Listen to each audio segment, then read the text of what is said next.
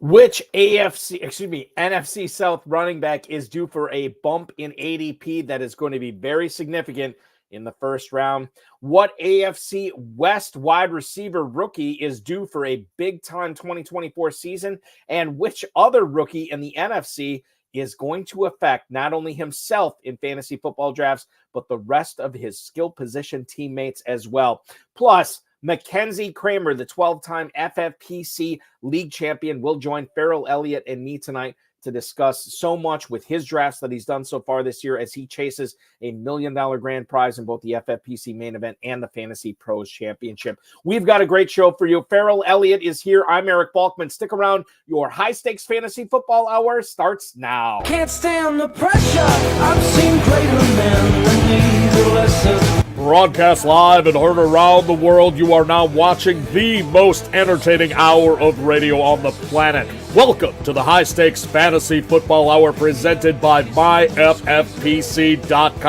with your hosts Eric Balkman and Ferrell Elliott. The High Stakes Fantasy Football Hour is your home for analysis from the best players in the world. And now, because no one else was available, here are Eric Balkman and Ferrell Elliott. Solace in the scripture. Are we not all our father's sons? I became a man. Nobody ever told me what a man was.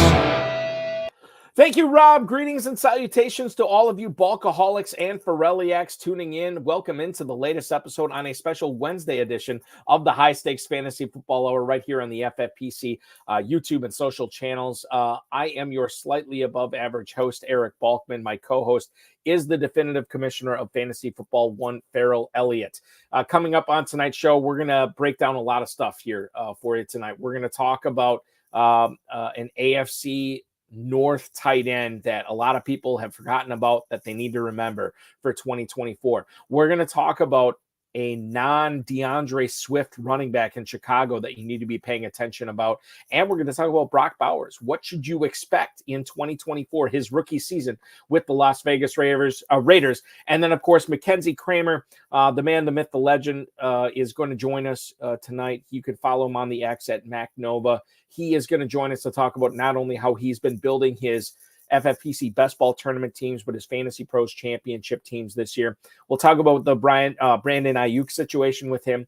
We'll discuss Jacksonville Jaguars wide receivers with him and much more. So check that out coming up in about, I would say 12 minutes or so. Mac Nova will join us, and we're very excited for that. We are going to also be discussing all the ways that you can get involved with the FFPC right now. The FantasyPros Championship has drafts filling each and every day. Why is this significant? Because it only costs $350 to enter a draft, and you can win a $1 million grand prize. I said that right.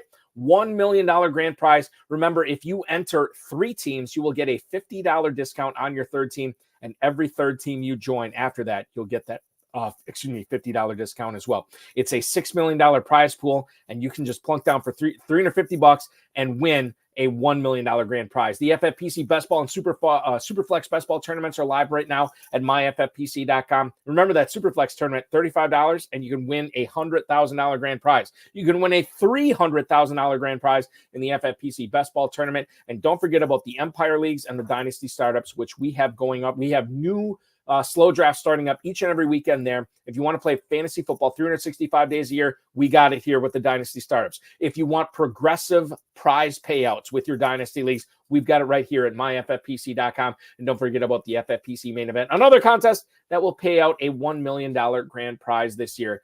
All of this can be found at myffpc.com. That's myffpc.com. Remember to like this video, subscribe to the channel, comment on the video, share it with your friends and your enemies, and get notified each and every time we go live tonight. Thank you so much for all of you guys tuning in. We got a lot of viewers already here on a Wednesday night, and I appreciate each and every one of you for stopping by. And I want to bring in another guy. I'm very glad who's joining me tonight, the definitive commissioner of fantasy football, one Ferrell Elliott. Ferrell, welcome aboard tonight. So glad that I'm doing this a little bit earlier this week because we get to talk a lot of ball here 48 hours earlier than we normally would. Balky, it's a special privilege to be on the air anytime with you, Balky, especially this Wednesday night here after Father's Day weekend. And a great father like you deserves one more time a happy Father's Day. Thank you so much, Ferrell. I appreciate that so much. It's been a fun weekend with my kids, with my family, and I'm excited not only to keep like I got a vacation coming up with them, with the family, which I'm looking forward to, but I also am looking forward to a lot of the drafting I've been doing with KFFSC. A lot of my KFFSC rookie league still going on right now. I'm having a blast with that, and we'll encourage everybody to check out KFFSC.com. But for everybody else, Fantasy Pros FFPC main event. Has your main event slow draft, is that still going on, or has that reached a close yet? I haven't checked today, but I think we're in the last few rounds of our initial kickoff classic season slow, and we've got another slow available for players to join now. But this is the earliest we've ever had a start of the drafting season, and so it bodes well with us. And I was just thinking about your vacation, Balky. Are you coming to Kentucky? That is a different vacation, and yes, I am. That is good. No, I will. And I can't remember, Ferrell, if I brought this up, and we'll just do the production meeting on air. We're going to be doing a show next Wednesday as well, because next Wednesday we'll be doing 2 shows next week, because that first week of July I am right out. I'm in the North Woods of Wisconsin. I can't get a clear internet connection up there, so we'll do 2 shows next week to make up for it. I think you should try Dollywood instead of the North Woods. Dollywood might work out. Dollywood might work out. Do you take the children to the North Woods? Yes, they look forward to it each and every year. They're big fans, fishing and boating and campfires and pickleball. We do a lot of pickleball up there. Yeah. That sounds fantastic. It's going to be fantastic, but I will say not as fantastic as Louisville is going to be this year, which I'm looking forward to that as well, drafting live in all those leagues with the KFFSC. And you can draft live too. KFFSC.com is where to go for that. Sign up for those main events right there as well. And some of the players that you're going to know for the KFFSC will be discussed on the show tonight. But one of the players that we're going to discuss right at the top of the show is a guy that's going to be going in the first round, and Ferrell maybe a little bit higher in the first round than we initially anticipated when KFFSC and FFPC draft started a few months ago. Raheem Morris, the new head coach with the Atlanta Falcons, according to AtlantaFalcons.com, said the team is going to give the ball to Bijan Robinson as much as possible this season.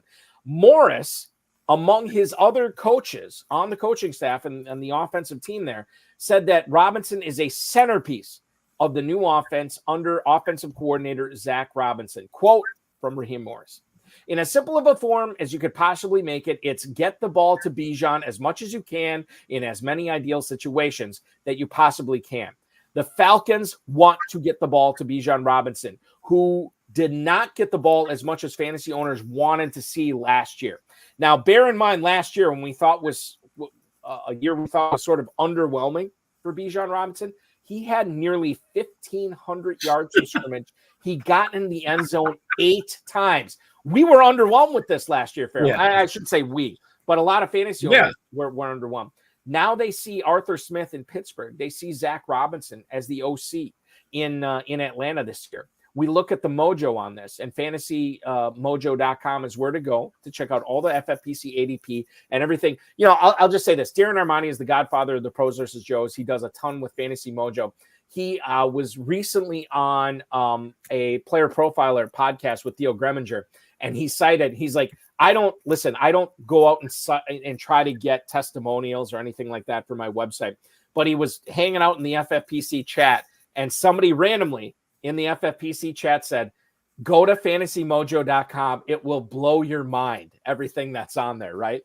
And I second that. Like, it will blow your mind. So you need to check that out if you're playing in the FFPC. According to the Mojo on Bijan Robinson, he's running back 2. He's at the 104. Ferrell, you know, not everybody is going to be lucky enough to have a top 4 pick this year. Yeah. But with this news, with Bijan Robinson, and I'm going to go here. Not a lot of people want me to go here, but I'm going to go here. With this news with Robinson, given how much younger he is than McCaffrey, given that he has, again, a much less injury history in the NFL than Christian McCaffrey, and part of that is because he hasn't been in the league as long as McCaffrey, how much are you considering Bijan Robinson at the 101 or even at the 102 ahead of CeeDee Lamb right now, based on this news with Raheem Morris saying we are going to get the ball to him every time, it's like vote early and vote often. That's what they're going to be doing in Atlanta with Robinson this year.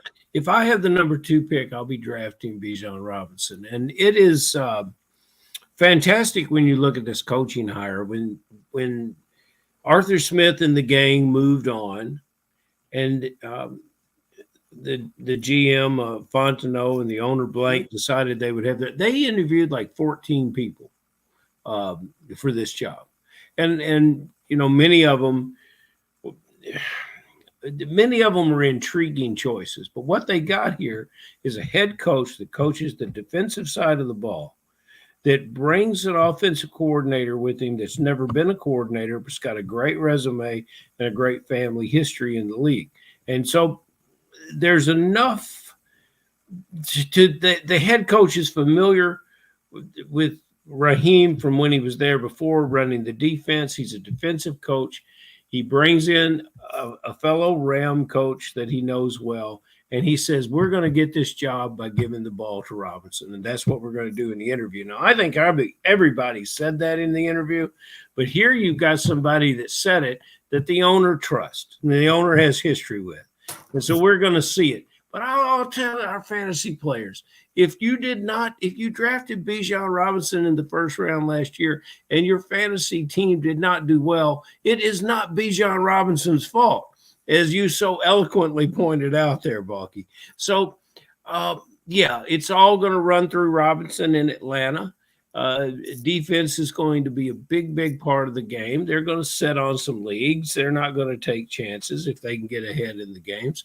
And I think a great drafting strategy is to put Bijan Robinson together with one of the other skill players in Atlanta and go get that quarterback. Because this quarterback, if you realize what they're going to have to do to take away just to complete dominance from Robinson, and they take one player out of passing coverage, with this veteran quarterback and the weapons he's got, he can tear that up. So I think it's a grand year for Atlanta.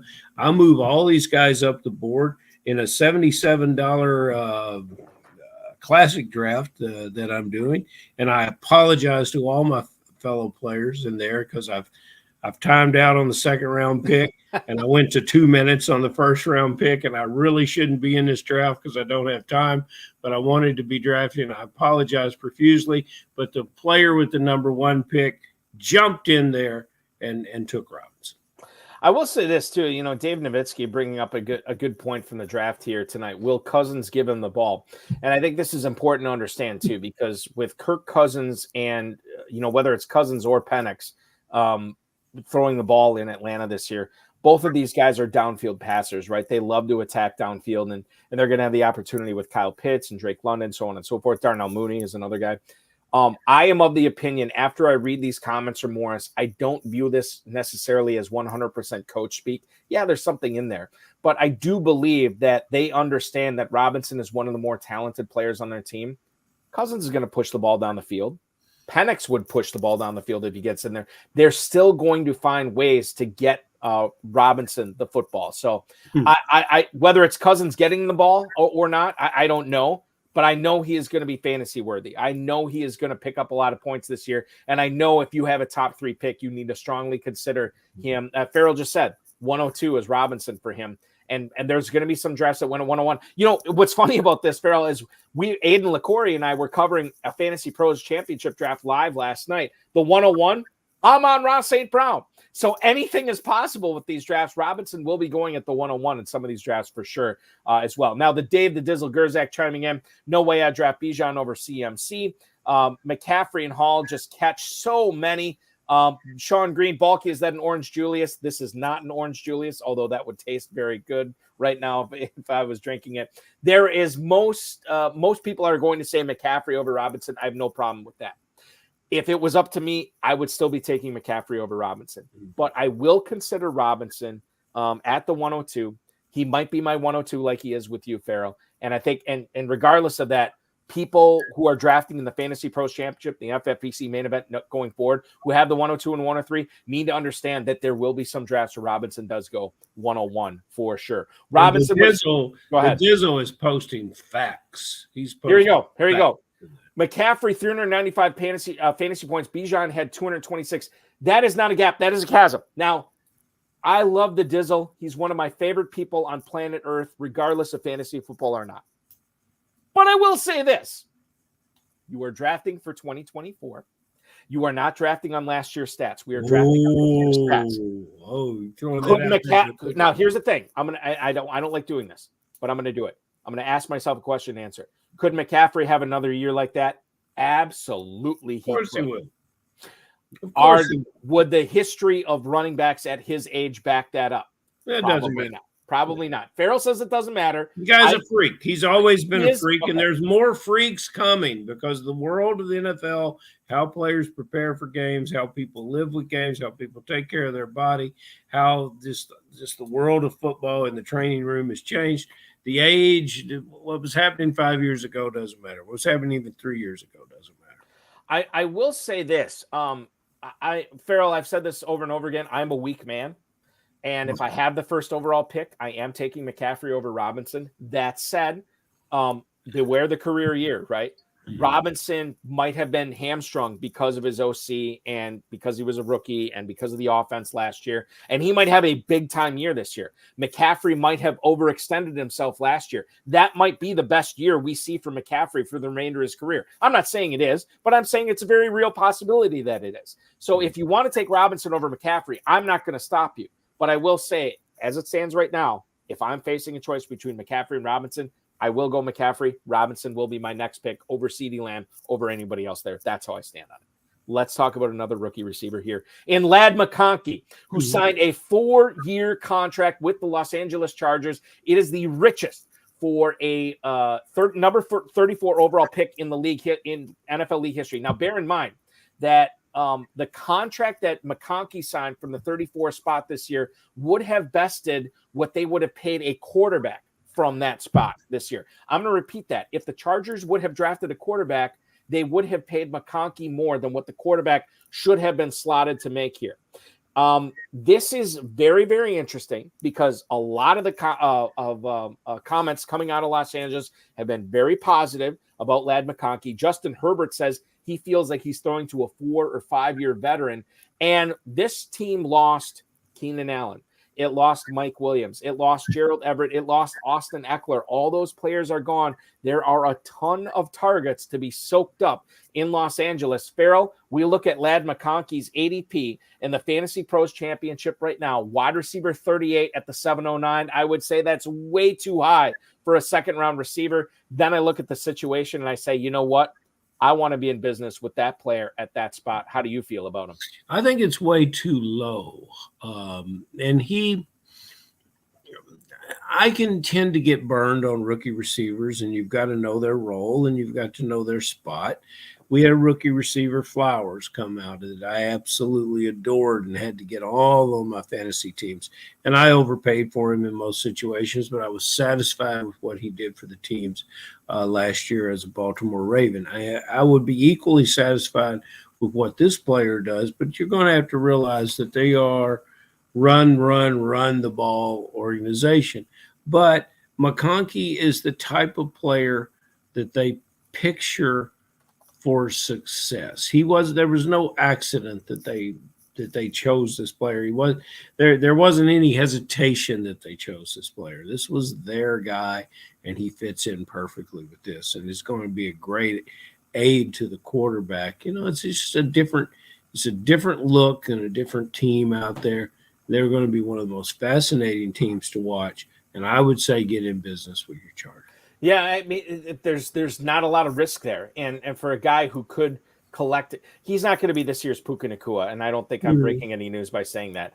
But when you talk about a player that you can get at that level who could be the number one receiver or number one pass catcher on an offense that might struggle to keep up with the other teams in that division, I'm on board with McConkey. You know, what's funny about this is I've had the opportunity to draft them in numerous spots, and I've only selected them in a couple. and every time I pass on, I'm like, God, I screwed that up again. You know what I mean? It's like one of those things. I think Ladd McConkey is a guy that I really need to zero in on this year, and he's a player that I'll be focusing on in my KFFSC drafts going forward, and viewers should be doing with their FFPC drafts.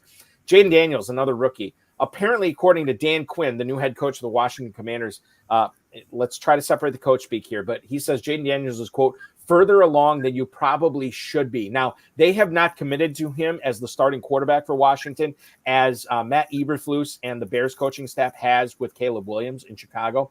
But so far, Daniels has handled the majority of the first team reps in OTAs, rookie minicamp, and mandatory camp as well.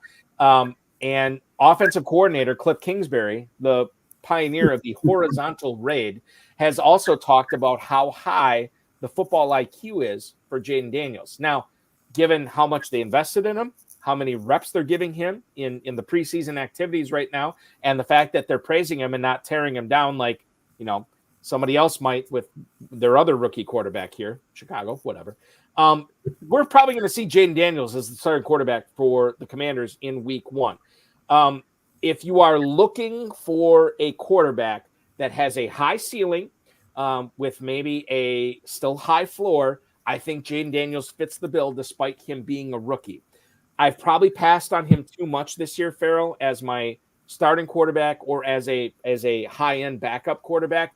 But I'm starting to think that Jaden Daniels is a guy that I need to get more shares of. And I also think as a result, I need to be bumping up guys like Ben Sinnott, but guys like Terry McLaurin, guys like Jahan Dotson.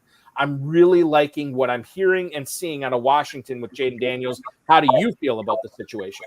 Add Austin Eckler to that group. He is sure-handed, short yards passing game, receivers. He's got some talent at tight end. He's also got a veteran at tight end, so he's got rookie and veteran talent at the position. The rookie quarterback leans on the tight end. It's another team that wants to win with defense. I'm not a big thrill about his offensive coaching, but nevertheless, I agree with you. And I have no shares of him, Balky, and that was probably a mistake. The thing that we're dealing with is so many talented quarterbacks in the double-digit rounds, and we talked about that last week, that it's when you begin to look at Daniels, you say, well, do I want tried and true in the 14th round, or do I want to go with the rookie? And it's hard to make a case that you should get this rookie. But if, for the people that are still playing in the best ball tournaments, and that this is an excellent pick. I want to bring on Mackenzie Kraemer here in a little bit, who's noshing on the shrimp toast and crudité we have in the green room right now. But before we get to him, question from Dave the Dizzle Gerzak in the YouTube chat. Has Justin Herbert dropped off too far with all of the run game talk from Jim Harbaugh? Now, this is interesting because, and by the way, this is totally something we're talking about. Now, we know that the Chargers do want to run the football with Jim Harbaugh in charge, right? They let all these pass catchers go in the offseason. They want to run the football. Justin Herbert has fallen to quarterback 17 at the 13-10. Ferrell, here's how I feel about this. I believe it was the great Mike Tyson, who was a champion heavyweight boxer for years, said that everybody has a plan until they get punched in the mouth. The Chargers, the way that team is set up, and the teams they're going to be playing against this year are set up to have that jaw hanging out, just ready to be punched in the mouth. I think it's fine to say you want to run the football. I think 32 teams in the offseason every single year say they want to run the football. And then the season starts, plans change, things change, and all of a sudden, not everybody's running the football. I think Herbert has fallen too far. I think Ladd McConkey is a great pick. I think Joshua Palmer, where he's going, is a fantastic selection. You want to talk about the pass-catching running backs for the Chargers right now? Grab them. See what happens. Like that is anybody's backfield to get right now. Everybody is depressed in Los Angeles because of the shape of the team, because of the change from 2023 to now, and because of the head coach, specifically with Justin Herbert, like the Dizzle was talking about. Quarterback 17 at the 13-10. You're telling me I could get Justin Herbert as my backup this year? Hell yeah, I'm on board, and he has fallen too far. You're exactly right, Balky. Down in distance, when you talk about Harbaugh wanting to run the ball, how compare that to what came before. In down and distance situations with the Chargers last year, you knew 3rd and 3 was a pass. You had an ailing Austin Eckler, and you never had a big back there. Joshua Kelly who I admire as a running back, just was not big enough to pound and get those first downs. This team, it seems like they could never get out in front of the chains with any of their run.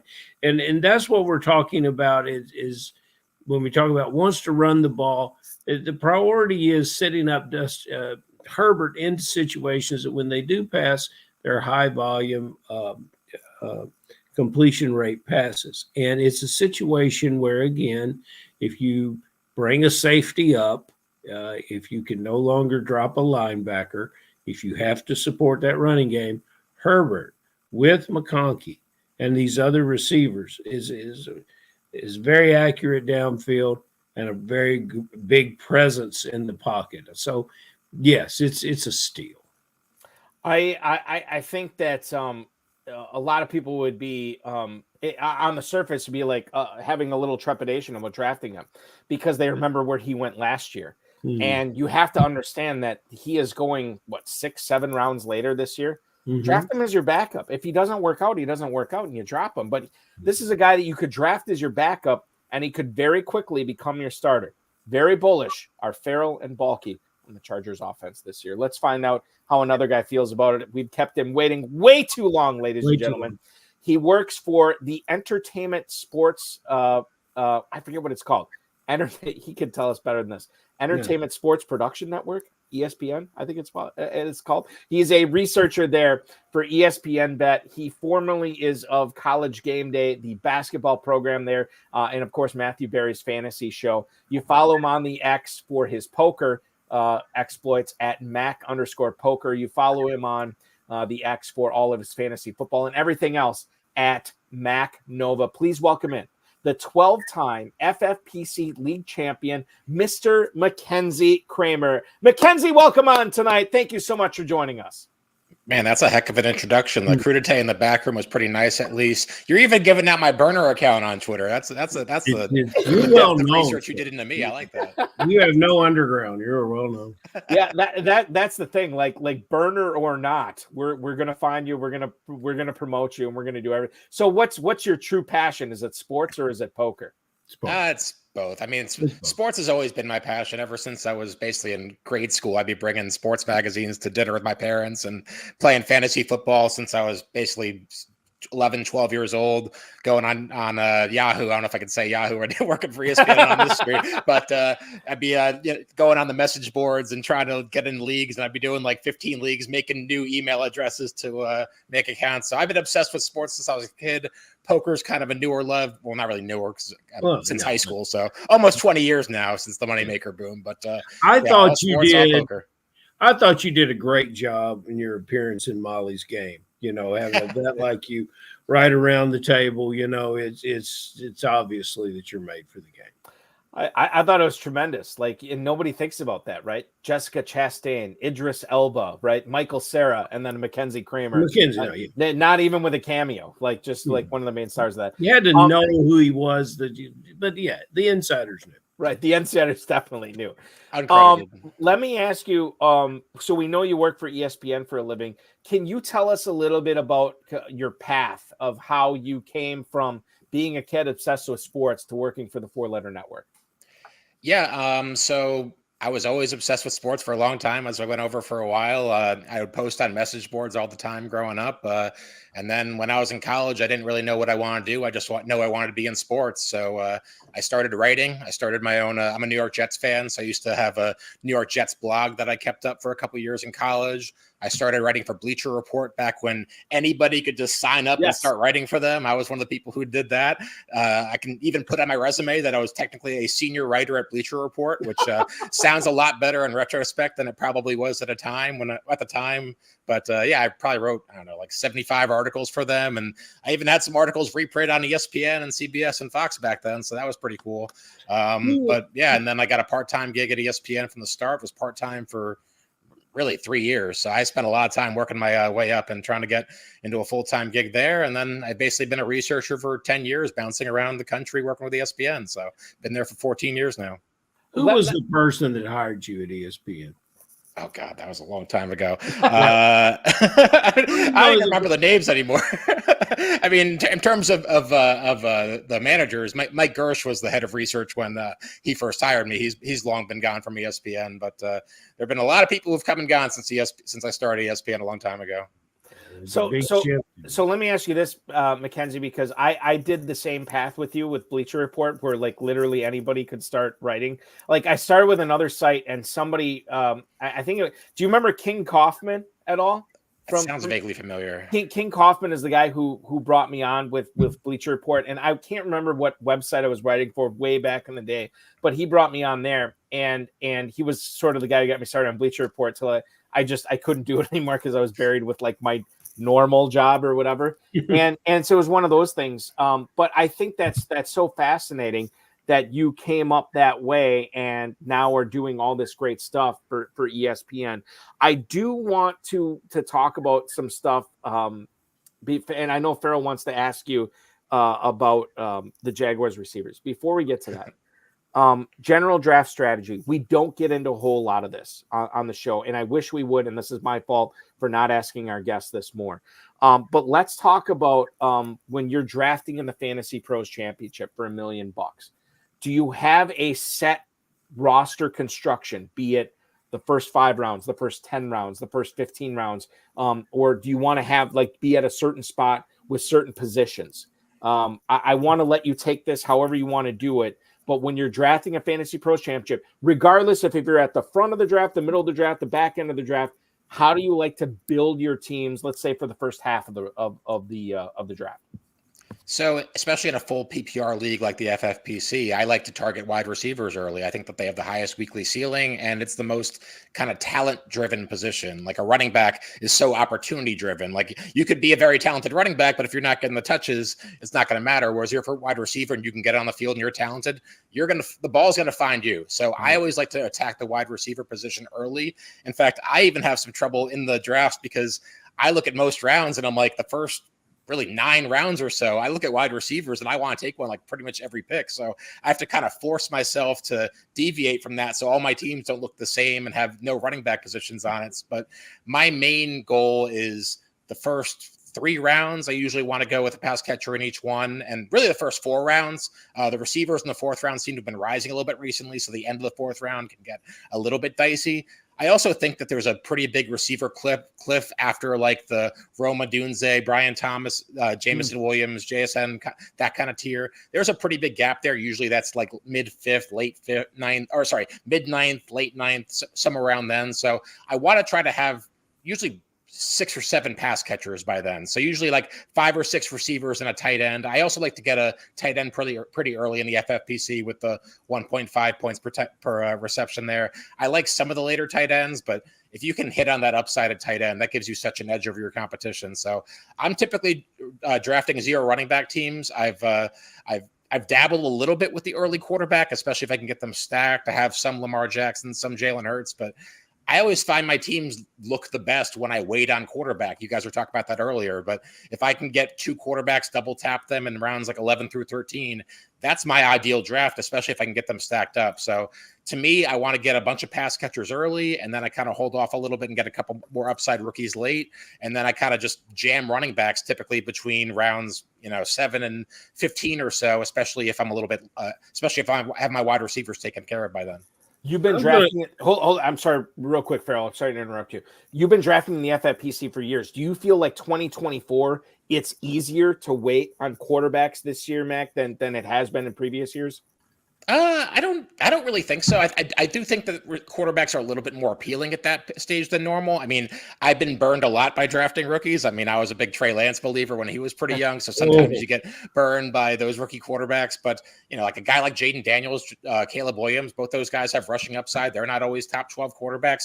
Trevor Lawrence was like the 7th quarterback or so last year. You can usually get him in that round, that area. Brock Purdy, the quarterback of maybe the most talented offense in the NFL, who put up big numbers last year. He usually falls pretty late. And then you guys were just talking about Justin Herbert before. I'm not a huge Justin Herbert fan, but if I end up with Justin Herbert and Kirk Cousins, like that's kind of the last two quarterbacks I feel a little bit comfortable with starting. So I try to get one or two by then, but no, I think you can wait pretty comfortably this year. And I used to wait in the past to mix results. I used to always joke that Phillip Rivers would always be my quarterback in redraft because he'd always be like 13th quarterback off the board.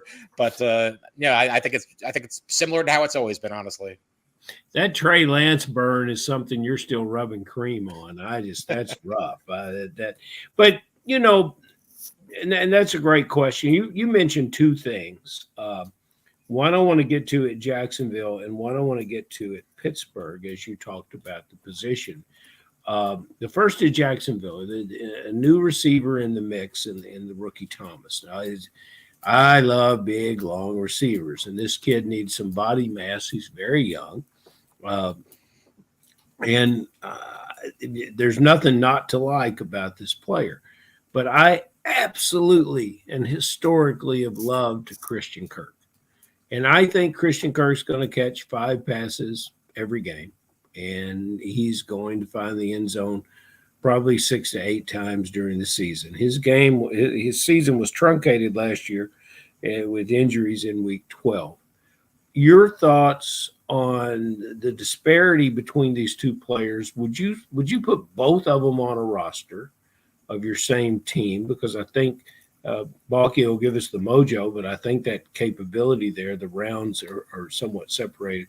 Just your thoughts on the veteran Kirk and the rookie Thomas. So I try not to double up on receivers on the same team unless they're both going either really late or there's significant value on both. And I do think there's some value in both. I just try not to do that because to me, the ultimate upside of a wide receiver often involves the other guy either getting hurt or underachieving or whatever, and then one guy consolidates the targets, and then you can win that way. But I kind of like both of these receivers. So I'll start with Brian Thomas, who he literally might be my favorite pick on the board right now out of any player in the FFPC. I think he's receiver 48 right now. I just saw on Fantasy Mojo. Like, to me, he's a first-round pick on a good offense with good size, good speed. He had 17 touchdowns last season at LSU. He was very productive in college. And as much as I like Christian Kirk, I think Christian Kirk's more of a complimentary receiver. And, he's a very good number 2 receiver. And Gabe Davis, we saw him in Buffalo. Like, he's a nice deep threat, but I don't really look at him as a major threat. There's opportunity there on the Jacksonville depth chart for Brian Thomas to rise. I think he should be going in the Rashee Rice, Jordan Addison, DeAndre Hopkins, Ladd McConkey tier. I think he belongs to be right near all of them. I think that he has significant upside. And Christian Kirk, my only issue with Christian Kirk is that I think right before him, there's a bit of a receiver tier drop. So I always feel a little bit, I don't love taking Kirk in the late 4th, early 5th when guys like DJ Moore, DK Metcalf, guys like that are going, 6 to 8 picks before. But if I can get Kirk in the 6th round, like if I'm looking at Kirk and T. Higgins, Amari Cooper, all those guys, like I like Kirk just as much as any of those guys. So I think Kirk is a fine pick at ADP, but I love Brian Thomas at his ADP. All right.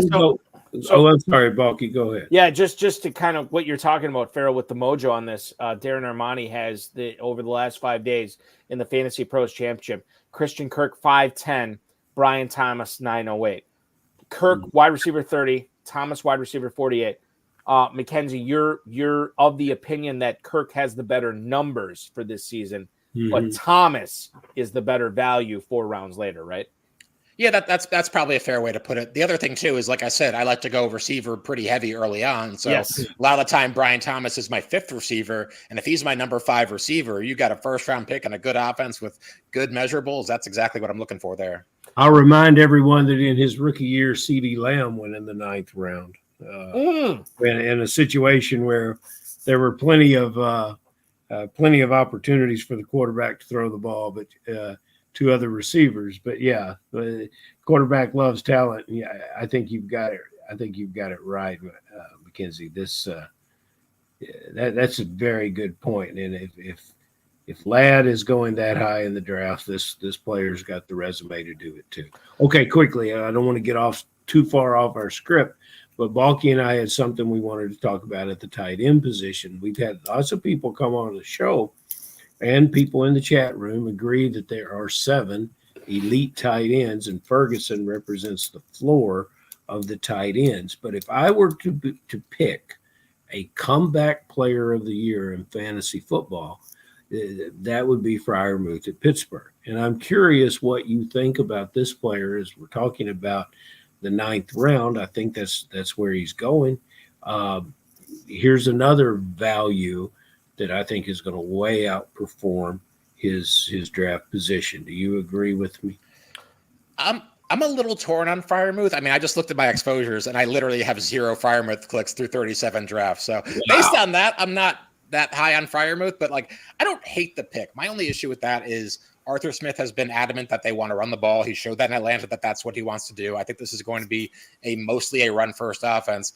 I don't typically target the tight ends in that area between Dalton Schultz and TJ Hawkinson, Cole Kmet.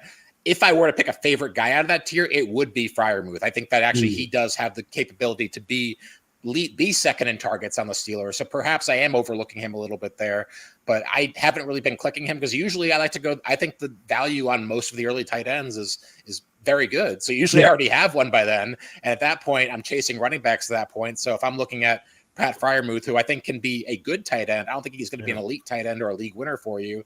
I'm chasing running back upside at that point. I don't think there's a huge gap between the Freiermuth, Hawkinson, Kmet tier and like the Jonnu Smith, Chigakonkwo, that kind of tier, though we did just lose Juwan Johnson, who was a guy I liked out of that group. Pat Freiermuth, tight end 14, 8-12, as Mackenzie pointed out, in that Hawkinson, Schultz, Kmet neighborhood, right? And if that's not a spot you're targeting tight end, then that's not a spot you're targeting tight end. I think that's fine, especially the way you build your teams. And you build your teams a certain way, Mac, for sure. I do want to get back to the draft positions here. This is something that has been polarizing basically since the dawn of time of fantasy football. You know, where you want to draft. You want to draft in the early part? Do you want to draft in the middle part? Do you want to draft at the end? Can you talk a little bit about why you think drafting in the first few picks of the first round might not be the greatest idea for teams that are trying to build dominant squads when we get to the 3rd round or the 4th round? To me, it all comes down to the 4 or 5 turn. Like the other day, my last draft, I had the number 2 pick. And at first I'm like, all right, good. I get to get either CMC or CD Lamb because I think that there's a clear gap between those two in the next little tier. And then, you know, I like all those receivers a lot too. I think there's really 8 guys and there's a little bit of drop off. But the problem is who is going to come back to you in the 4th round? Because if that tier of wide receivers is gone, I found myself just sweating, is DJ Moore or Devontae Smith or Cooper Kupp is one of these guys that come back to me at the end of the 4th round, because if I have to take a Zay Flowers or a Tank Dell there, like I like those players or a Christian Kirk even. I like those players, but I think there's a pretty big drop off there. So to me, there's, what is that, like 44 players or so that I really want to get 4 of. Mm-hmm. And if they don't fall to the 4 or 5 turn, then I don't love getting the top of the draft.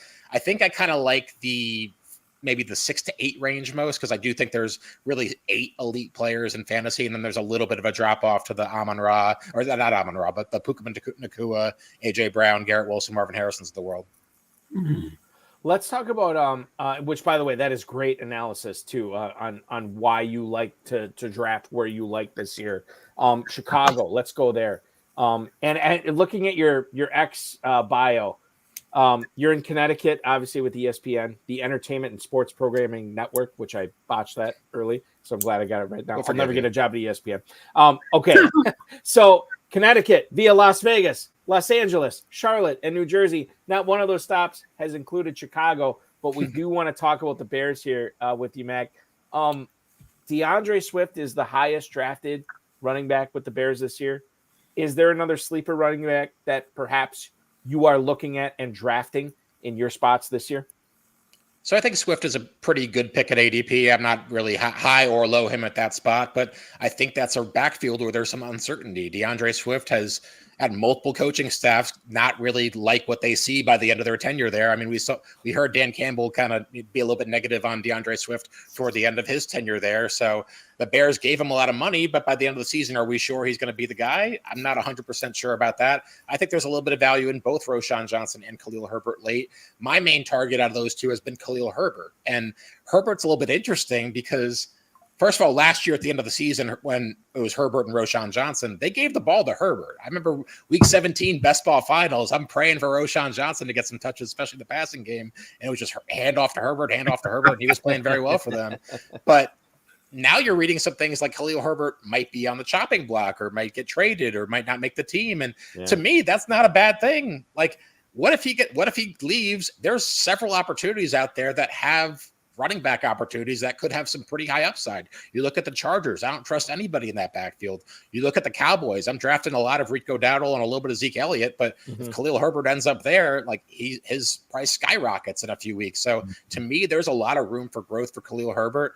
I mean, especially in the fantasy pros, if it doesn't work out, you can just cut him and, move on with your life. But he has a chance to either maybe outplay Swift in camp and maybe get a bigger role there, or if he gets cut or traded, he might have an opportunity somewhere else. So I've been drafting a lot of Khalil Herbert. He's one of my highest owned guys so far in fantasy.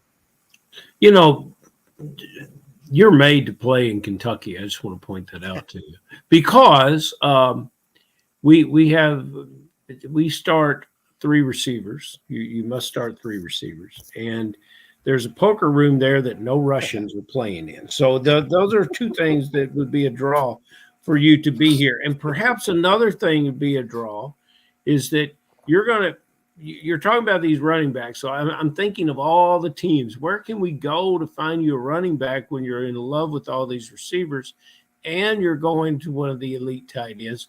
So I'm thinking New England. Is Stevenson and Gibson, are they in your ballpark for guys that you're looking for? And which one do you like the best? And where would you consider them a value? You've drafted these multiple teams already this year. Is Stevenson a value now? And is Gibson perhaps the value later?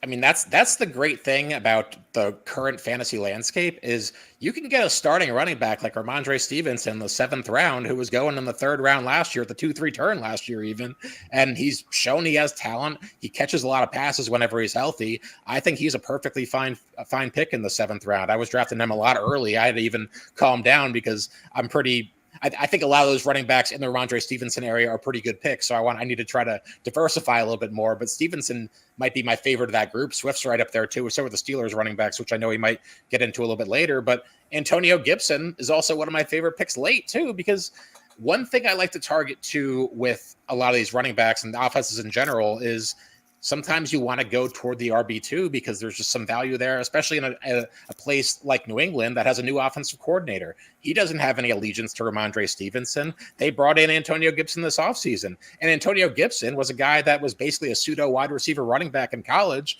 He's shown high upside in fantasy. He was a 2nd round pick a couple of years ago before he fell out of favor in Washington. So he's shown he has some talent. If he gets some touches, he has some upside there. And especially in New England, where there's a massive void for targets there. We don't know who's going to be their leading receiver. Like, I think Gibson has a chance to carve out a role there. So I think that both those guys are strong bets at ADP. I was drafting a lot of Gibson early, and I also like Stevenson where he's going. Balky, we've talked a lot about draft strategy and rounds. One of the strategies that I've adopted this year, and I would like your thoughts on it, is that once I get to the 11th and 12th round, the running backs for me are just gone. I just can't really find, I'll throw my darts and take my shots the rest of the way with a couple of guys. But are you feeling, do you think that same way too, or am I missing something? No, I don't think you're missing anything. I will say, like you cut it off at the 11th round. After that, it is tough, right? Because then you're dumpster diving with the Kamani Vidals, the Ray Davises, the Jaleel McLaughlins of the world, Tyrone Tracy, right? I think if you look at the 11th round, and Mackenzie, you can kind of chime in on this, the 11th round is the last great running back round in Fantasy Pros drafts this year, because in the 11th round, you have Marshawn Lloyd in Green Bay. You have Jalen Wright in Miami. You have Ty Chandler in Minnesota, right? You have Rico Dowdle. Say what you want about him in Dallas right now, but I think there is something there. There is a path to fantasy glory. After that, it is just kind of the dartboard. that we're pitching darts at to try to figure out the running back position, which is fine. You still need to hit it, and there are guys that I like after that. I think Tyrone Tracy's interesting. I think Braylon Allen's interesting. We talked about Khalil Herbert already. I think you can make a case for Eric Gray or Audric Estime, but those are all just cases, right? They're all just players that you want to acquire to see what happens. I don't trust any of those players this year. Mackenzie, how do you feel about drafting running backs after round 11 this year? That's interesting because early on when I was doing drafts a few weeks ago and a month ago, I thought I can get some good running back values in the 12th and 13th round. I just pulled up one draft I did like a month ago, and it's like I can get Ty Chandler in the 13th round, Tyler Algiers there, Rico Dowdle in the 12th, Antonio Gibson in the 12th. That's usually not happening as much anymore. So I do think I agree that the 11th round seems to be the cutoff of where the running backs I'm comfortable with drafting. Now, the other good thing about drafting in June, though, is you could take some flyers on these cheap running backs and just try to get lucky. I mean, it could be something like, a couple of years ago when Cam Akers gets hurt and Darrell Henderson goes from like a 10th round pick to a 4th round pick. It doesn't even need to be that big of a deal. I mean, we've already seen Braylon Allen go from undrafted in a lot of leagues to being like a 13th round pick because it looks like he might be the backup there. And if a starter gets hurt, all of a sudden you there's also some ambiguous backfields. Like you mentioned Audric Estime. We don't know who's going to be the guy in Denver. So just take some shots there. And then week 1, if you draft a lot of these running backs, especially if you wait on drafting the running backs, you can kind of get to week 1 and feel like, all right, there's a couple ones that are good and I can keep them. A couple other ones you can cut. And, especially if I go super late on running back, I can draft some of these guys that get the free look in week 1, like the Will Shipley and the Clyde Edwards-Helaire. And maybe I can even steal a week if they put up 12 points week 1. I want to we've been talking a lot about running backs here, Mac, but let's talk about Malik Neighbors because he's an interesting player this year in the regard that he was not the first overall on average, the first overall drafted receiver in FFPC rookie drafts, right? And right now in the FantasyPros Championship, he's going behind Marvin Harrison as well in redraft leagues. He is going at the 312. Which I'd have to rack my brain on this. I'm sure it's happened, and I'm sure I'm forgetting. That is the highest I can remember a rookie receiver being drafted as the number 2 receiver in rookie drafts going that high in a redraft league. Is he going to return? And I know you're a Jets fan, and this is probably sacrilege to talk about the Giants. but is he going to return that end of the 3rd round value in FantasyPros Championship drafts this year? I mean, I just talked positively about the Patriots for 5 minutes, so I can talk about the Giants just fine. That's not a problem. But I don't think as prospects there's that much of a difference between Malik Neighbors and Marvin Harrison. To me, they're both strong prospects coming out, and they're 2 of the better prospects we've seen come out of college in a long time. Like, just because you're the number 2 in this draft doesn't mean you would have been the number 1 in any of the previous drafts. So I like Malik Neighbors a lot as a talent. I don't think there should be as big of a gap between him and Marvin Harrison as there is. I understand why Harrison goes first. I would draft Harrison first too, but Neighbors was a guy early on, a month and a half ago. Like you can get him late 4th round consistently. And I kept looking at it like, mid 3rd round. I'm like, I think Neighbors is my favorite guy here, but I keep getting him in the 4th round and then I could just wait and get him there. Now he's going around the 312. I can't really do that as much. So I still think he's a pretty good pick there. I think he's right around there with like the Jalen Waddles of the world. I think he's a very good pick. I mean, a year ago, Brian Daboll was coach of the year. We thought he was an offensive genius, got Daniel Jones a lot of money, and now we all think he stinks. Maybe he just didn't have great talent last year. Daniel Jones was hurt last year. Like the Giants offense is likely going to be built around Malik Neighbors, getting him a ton of touches. He's going to have a huge target share in that offense. Yes, I don't trust Daniel Jones, but I think between his talent and the workload he should receive, I think he's got a pretty good floor and he's got a really high ceiling. I mean, this is a guy we could be talking about on the 1-2 turn next year. I think that Daboll surviving the season and not having a heart attack on the sideline should be a victory. I think that was a great victory for him. I think there's going to be a great victory in Las Vegas this year at the tight end position. And my conversations with anyone in the know, you ask, if you had the draft today, are you still going to make that move? And they're double downing on Brock Bowers. Your thoughts about this tight end prospect? A lot of our drafters don't like rookie tight ends, and I think perhaps that's a mistake. Brock Bowers in your draft this year. I mean, Brock Bowers has been my favorite click in recent drafts. I think I've drafted him in like 5 of my last 6 drafts, something like that. I mean, he's going at the 6'11" right now. I think that's a steal. I mean, we compare him to Kyle Pitts as a prospect, and it's like, okay, Kyle Pitts let us down as a rookie. I totally get that. Where was Kyle Pitts being drafted that year? Early 3rd round. In fact, I was just looking at Fantasy Mojo.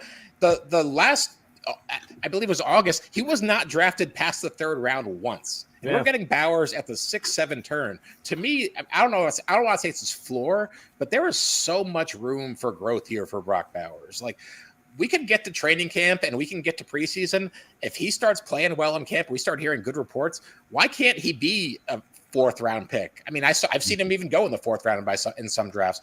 I'm not saying he's necessarily going to go that high. I don't even know if he's going to lock to be a great prospect as a rookie, but he walked into Georgia as an 18-year-old, put up 882 yards, 13 touchdowns. Georgia decided, hey, this 18-year-old is the best player there, and the SEC teams could not stop him. I mean, they even handed the ball off to him. He had 5 rushing touchdowns in college, Brock Bowers. This is a guy that is so talented you manufacture touches for. The only thing I'm a little bit concerned with is he didn't go to the combine. You don't have his workout numbers. Typically with tight ends, you want them to be freak athletes, especially if they're going to live up to the hype. But again, if you watch Bowers on tape, there's also some miles per hour data about how fast he ran. Like, he is up there. He might be the best tight end in college football history. And I'm not even saying that like as like exaggeration. He's the only guy to win the Mackey Award twice. So Brock Bowers, to me, has a good path to be the number 2 player on the Raiders in targets. I know it's Aiden O'Connell and Gardner Minshew, so it's not exactly a great group. But I mean, Devontae Adams has shown a little bit of signs that he might be falling off. His yards per route runs dropped the last 2 years. And if the Raiders aren't good, they can still trade him. I mean, my Jets, I'm sure at the trade deadline, if they're not going well or Mike Williams is hurt or something, they're going to be offering stuff for the Raiders. There's a chance they give up on Adams, and maybe by midseason, this offense is Brock Bowers. I'm not saying you should be drafting your team around, hey, some potential thing at a trade deadline, but there's way more room for growth for Bowers than there is for the floor for me. Balky Mackenzie has identified Bowers as a new school Billy Cannon. And where did Billy Cannon play tight end, Balky? Farrell, why do you ask me questions because I don't know the answer to? He was a Raider, and he went to LSU. And he ran in touchdowns out of the backfield. And he was all over the field. And he was the greatest thing that Balky, you usually he was drafted in 1960. I'm sorry. You I'm usually know these things. And I would have expected you to know. Mackenzie, wouldn't you have expected him to know? We got a guy on the show that does research. Take the cue from him. It's all right. I think it said in the intro that they just got the best guy they could, or so Balk, So I know they kept a low bar for Balky, so I get it. All right. So here's the thing. Now I'm a little embarrassed because according to Wikipedia, Bill Cannon was the first overall pick of the NFL draft in 1960, which I did not realize. So I probably should have known that. Ferrell, Mackenzie, we know he played for the Raiders. What were the 2 other teams he played for in the NFL? That's good. Now this is interesting because if you guys can get this right, then I will really admit all my shame in this. He played for the Raiders from 64 to 69. He played for one other team in 1970, and he played for a different team from 60 to 63. Mackenzie, I know you do this stuff for a living. I don't expect you to know this because this is like 70 years ago, but Ferrell might know this. I'll go with Houston, Mackenzie. Houston. Houston, he did play for from 60 to 63. Raiders, 64 to 69, and then one other team also in the same division as the Raiders in 1970. That'd be your Kansas City Chiefs. That'd be the Kansas City Chiefs. Mackenzie Kraemer, chiming in to let us know exactly why he is great at his job. He knew that. One key researcher is you can look things up on the internet. You don't even know everything off the top of your head. The key is finding the information quickly as much as anything else. As a young Raider fan, I tried to block the fact. Oh, that he played for the Chiefs. That he was a Chief. I blocked that out of my memory. I would not, but yeah. So we're returning to the Raiders of the 60s. Right. Just excuse me for my trip down memory lane. I know that's fine. That's all good. We like to embrace the past, but we also like to wrestle in the future, as it were. And the future for Brandon Ayuk is unknown right now. Mackenzie, Brandon Ayuk posted a video to his TikTok. a couple of days ago saying that the 49ers don't want him back. This is a player that had 74 catches, 1,300 yards, was in the end zone 7 times last year. He was a first-round pick by the Niners in 2020. This reeks of being a negotiation tactic for Ayuk, trying to get some cash from the Niners. Regardless of that, Ayuk right now, and I talked about this last night on our live draft coverage on the FFPC YouTube channel, Brandon Ayuk, wide receiver 16 at the 308. Mackenzie, how do you handle him in drafts right now properly? I have a pretty neutral take on Ayuk right now. That might be a little bit high based on the rumors right now. But the only reason I think that is because I think that the tier of wide receivers from basically early round 3 to mid-late round 4 are pretty even. Like me breaking ties between Nico Collins and Brandon Ayuk and Jaden Waddle and Devontae Smith, I think it's pretty even. So if there's uncertainty around Ayuk, I'll just click somebody else, and that's totally fine. The other thing with Ayuk, especially if I'm in the late 3rd round, is Deebo Samuel typically goes after Brandon Ayuk in drafts. So if I'm in the mid-late 3rd round and they're both on the board, I'll usually break a tie for a non-49er and then hope one of them comes back to me in the 4th round and then take him there. Early on, I was targeting Ayuk a lot. I actually have a lot of Ayuk. I was just looking at 24% Ayuk for me. So apparently I was breaking ties for Ayuk early. So that's not quite aging that well. So I need to balance that out a little bit. But if Ayuk is back in San Francisco, there's a lot of positive things there. I mean, he's obviously a talented player in a high-powered offense with good contingency value if somebody else in that offense gets hurt. But the only uncertainty is I don't really like wide receivers when they change teams. That's always been something that I've tried to fade in fantasy. I feel like that doesn't work out that often. And what do you got for me, Ferrell? Let's get another rookie receiver from the SEC in the mix because, damn it, we're talking about all of them. Pearsall, your thoughts? I've been clicking him a lot, right? Just because a 1st-round pick on the 49ers, like that's an appealing pick to me, especially since the way I like to draft, again, a lot of it comes down to that for me personally, is if I have a lot of wide receivers early, I'm not counting on starting Pearsall early. So to me, I have a really high upside backup where if either Ayuk or Deebo gets hurt or gets traded, which is also possible, then I might have a pretty high upside player in that, especially drafting now. If we find out Ayuk gets traded to the Steelers tomorrow, Pearsall's moving up a couple of rounds. So that's why I like clicking him now. I don't think that he's going to drop that much further if there's no trade that goes on. So Pearsall is one of those rookie receivers in that area, like Jalen Polk, Malachi Corley, Jermaine Burton. There's a lot of guys in that area that I like to target, and Pearsall is certainly one of them. I want to talk about, and Ferrell, I know you have ripped on me over the years for, and rightly so, by the way, so. In 2022 and 2023, you felt like I asked every guest we had on about the Buffalo backfield, right? And this is like, Balky, like the two things Balky loves to talk about, his Green Bay Packers and the Bills backfield, over and over again. And that's true. I totally agree. This year we have a new Bills backfield. It's called the Steelers backfield, right? Because if you look at Pittsburgh right now and the running backs there, Pittsburgh running backs, Jalen Warren and Najee Harris, they're not going back-to-back, but it's as close to being back-to-back as you possibly can get. According to the Mojo right now, Najee Harris is running back 25, Jalen Warren is running back 26, 710, and the 801 respectively.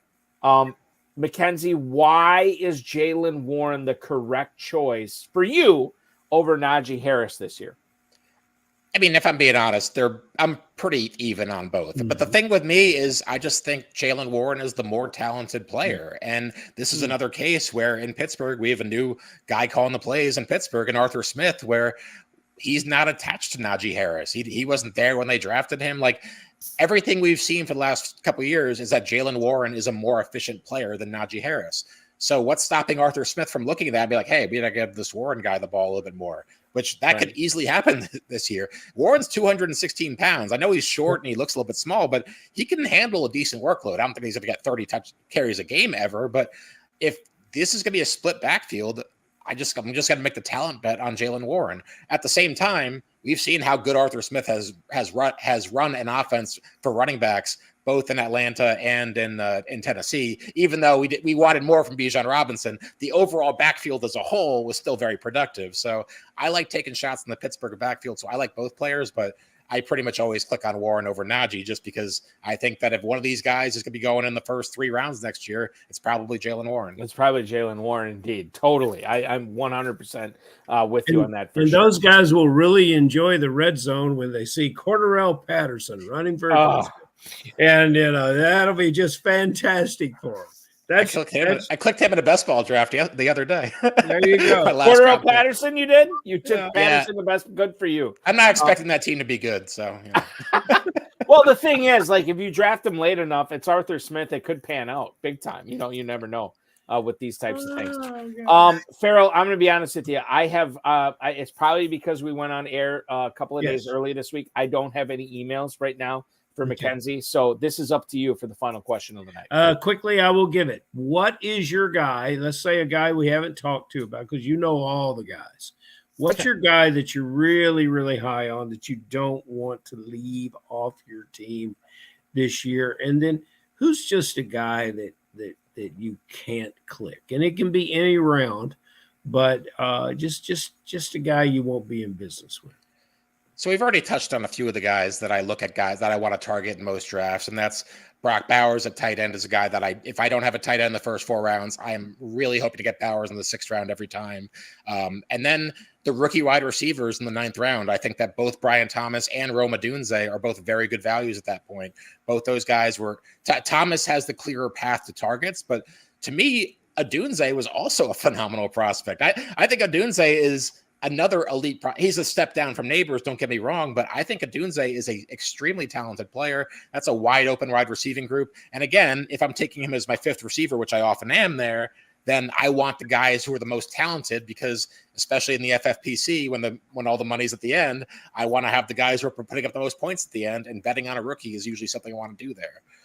In terms of fades, I mean, a lot of it comes down to, I would say a couple fades. I don't like veteran receivers changing teams. I just mentioned that with Devontae Adams, who I don't click a ton on Devontae Adams because I do think he's getting a little bit older, but I don't mind that pick. Stephon Diggs has been a guy that I don't have really been clicking at all. An older player changing teams, 2 younger receivers that I like a lot, both with him. Though I will say, I've seen Diggs fall to the mid-5th round in a couple of drafts recently. If he starts falling there, then I'm not as opposed to that. I can't get behind his quarterback price of CJ Stroud, though. Like, if I'm taking a quarterback in the first 6-7 rounds, I want some rushing upside, or I want you to be Patrick Mahomes, and you've just done this for so long where I'm convinced that, all right, you are the best quarterback in the NFL, and you actually have super elite passing upside in your range of outcomes. Maybe CJ Stroud does, but I'll have to let him prove it to me first. I think the Odunze thing is interesting. Wide receiver 46 at the 906, given the fact that you don't like veteran receivers changing teams. What did we see this year? Keenan Allen from the Chargers to the Bears, right? And if you don't like that, then you should love a Rome Odunze at wide receiver 46 at the 906. So I'm definitely in on that. That makes a lot of sense here. Permar99 chiming in on the YouTube chat right now. Final question for you tonight, Mackenzie.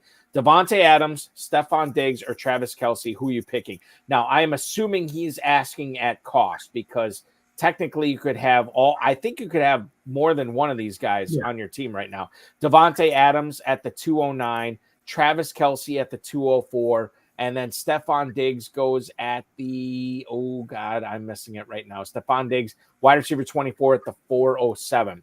Can you rank those players at cost right now, Mackenzie? Kelce 1, pretty big gap. Devontae Adams, another, and then Diggs right behind them. I've been getting a little bit of Kelce. To me, after the receiving group of AJ Brown, Puka Nacua, Garrett Wilson, those guys are there. I think the tight ends in that range between Kelce, I'll throw Trey McBride in that mix, and Sam Laporta should all be in a pretty similar range. And I think they're all very solid picks at their ADP, whereas I typically pass on both Devontae and Diggs at their current ADPs. Now, Permar follows up. What if it was not premium tight end between Adams, Diggs, and Kelce? Well, then, Permar, you're playing in the wrong damn contest. Well, what if he's playing in the KFFSC, Ferrell? Then he's not playing in the wrong damn contest. We always have premium tight end in the FFPC. No, I'm talking about the KFFSC. Oh, well, hell, we'll figure that out once he gets here. Well, in that case, it could be Devontae Adams if we're not doing 1.5 points per tight end. That's a good question. this has just been a true pleasure, and I'm glad we did this tonight. This is fantastic. I've really enjoyed this, and I think our listeners have. When you deal with people that are in this business every day, I got one question for you, because I work in football in a lot of different ways. When you're doing your research for your job, how do you stay focused and not let the fantasy football invade your mind space and you stay in a position? Because I'm hopping back. I'm like playing a checkerboard, man. I wish it was a chessboard, but I'm playing a checkerboard with football information that comes across all the videos, the computer, and my telephone every day. Well, the nice thing is when you work at a place like ESPN, and you got a lot of like-minded people like you, so there are people at work I can talk to about these things. You know, I'm working on my show ESPN Bet Live today, and the person sitting next to me in the control room, I'm like, I'm on the clock in this slow draft right now. What do you think I should be going with Cortland Sutton or Blake Corum here, something like that? So you know that's the nice thing about working at a place like ESPN. There's so many good people and things like that. So yeah, I have a great answer to your question, to be honest with you. I don't really stay focused. I'm always scatterbrained, and I'm always thinking fantasy football. So I think it's an advantage. Yeah. It very well might be. And will that advantage play out to $1 million grand prize this year for Mackenzie Kraemer? We will find out. At MacNova on the X is where to follow him. And obviously, if you want to follow his poker exploits, Mac_poker is the best way to follow like everything you're doing with ESPN. It just simply go on to ESPN Bet. Is that what we should promote or like send the people to right now, Mac? Yeah, Monday through Friday, 6 p.m. ESPN2 typically is ESPN Bet Live, Tyler Fulgham, Joe Fortenbaugh, right. Aaron Dolan, a whole cast of characters in that show. We do our betting show every week. I build a lot of graphics for that, come up with a lot of the research for it, and then but the thing is, in research, you kind of touch on every different show on ESPN as well as ESPN.com. So I contribute some articles on ESPN.com, especially during fantasy football or during football season and fantasy football season. Mm-hmm. But typically, I do more on the betting side. I used to do more fantasy stuff back when I worked on Matthew Berry's show. Then I decided I would rather live in Los Angeles than Bristol, Connecticut, and moved out west. And then when they moved me back east, somebody else took the fantasy gig. So now I'm on the betting side of things. So I kind of push the betting side of things, which betting and fantasy football are very related in many ways. I'm not a big props better, but I really need to get more into that because there's so much overlap between those two. Well, I'll be honest with you. Farrell and I both hung out with you at Planet Hollywood in Las Vegas this past year, and it was great meeting you there. Let's reconvene you. Let's figure out some prop bets for season-long prop betting for 2024. Take unders. Yeah, take unders. Well, that is where we'll start for everything going on with 2024 NFL season. And it was certainly a pleasure. I'm so glad we got to do this. I know the listeners, the feedback has been great so far in the YouTube chat. It was so awesome hanging out with you and picking your brain. A guy who has drafted a lot of teams tonight. Already in the 2024 FFPC season, Mackenzie Kraemer joining us tonight. Mackenzie, I can't thank you enough. Thank you so much for coming on. Good luck in all your leagues this year. Can't wait to hang out with you again, man. This was so much fun. Yeah, I apologize for not doing this earlier. I know you wanted me have me on last year, but I was moving across the country and was really busy with that. Totally good with that. Like, I understand everything that was going on. Anytime we get you on these airwaves, it's always good. I wish I could see you out for the FFPC party this year, but unfortunately, my friend's having a bachelor party that exact same weekend. Oh! I told him, I'm like, I'm not available that week, and then all of a sudden, and he's like, well, everybody else is available that week, so make it work. And I'm like, all right, fine. I've been in those situations before. I know exactly how that works for sure. Enjoy the bachelor party. Thank you so much for having me on. I really appreciate it. When we hang out again, we will hang out again. And good luck this season. Thank you, Mackenzie. Maybe even Kentucky. I had a great time in Louisville the one time I went there. Yes. One time, a repeat performance then must be scheduled. Went to KFC Yum Center with College Game Day. Hung out some bars. Was it 8th Street Dive and 5th Street Live? Something like that. I don't know what it was. It's been a while. But back Louisville was actually good at basketball. Farrell, that's what we need to do is you and me and Mackenzie will hook up at some bar. We'll have some bourbon. We'll figure this all out, all the season-long props. World problems will be solved, and it's going to be a great time. I think we'll put that in concrete, bro. There you go. Thank you, Mackenzie. Be good. Appreciate you guys. Thank you very much. That is Mackenzie Kraemer, ladies and gentlemen, the 12-time FFPC champ. Follow him on the X at MacNova. And, of course, for all his poker exploits, Mac_poker is where you can find him there. And then check out all the ESPN broadcasts that he's doing all the research for those as well at ESPN Stats Info and, of course, at ESPN Bet. And check out all the times that his show is on the air on ESPN2, as he just alluded to. Ferrell, that is going to complete our show tonight, man. Thank you so much for being a part of it. We're going to do this again. I know this is taxing for you, but I promise you, after next week, you will get a full week off. It's going to be great. We will do this show again next Wednesday and next Friday. It's going to be a blast. 2 times 1 week. 2 times 1 week. That's what it's all about. KFFSC.com is where to sign up for the Kentucky Fantasy Football State Championship. Do it now. KFFSC.com. Ferrell, thank you so much, dude. That is Ferrell Elliott, the definitive commissioner of fantasy football, hanging out with us on the High Stakes Fantasy Football Hour tonight. I do apologize for the tweets and emails and the all the stuff in the fantasy feedback segment we didn't get to tonight. I promise you, because we have 2 shows next week, we will have the opportunity to hit a lot of that stuff coming up in on June 26th. Which was going to be great. I want to thank Mackenzie Kraemer. I want to thank Ferrell Elliott, the FFPC, Rob, Bryce, and, of course, each and every one of you. We will be back next Wednesday. Richard Lowe and Bob Tittman will be our guests. We'll have 2 guests next Wednesday. They have competed in the FFPC Pros versus Joes 5 years ago.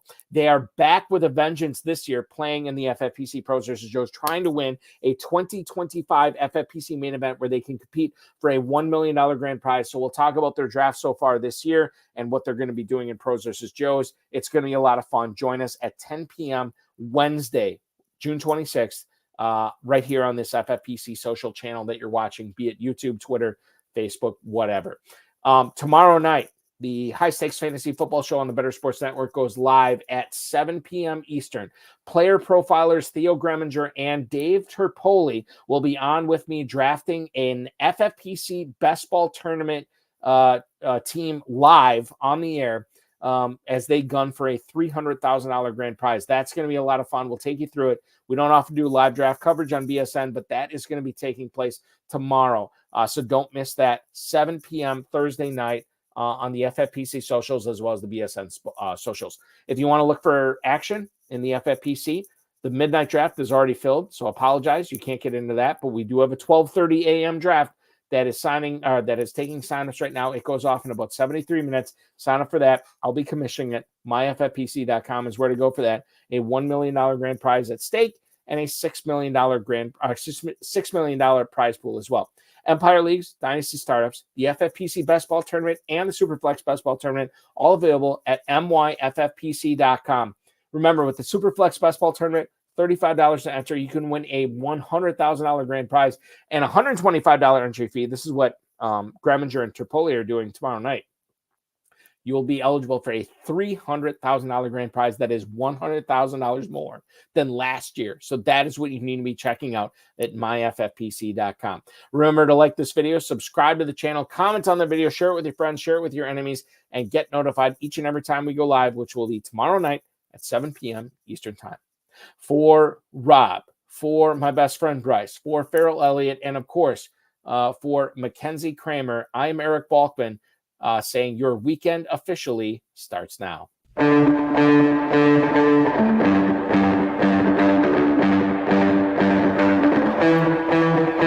This has been another episode of the High Stakes Fantasy Football Hour presented by myffpc.com.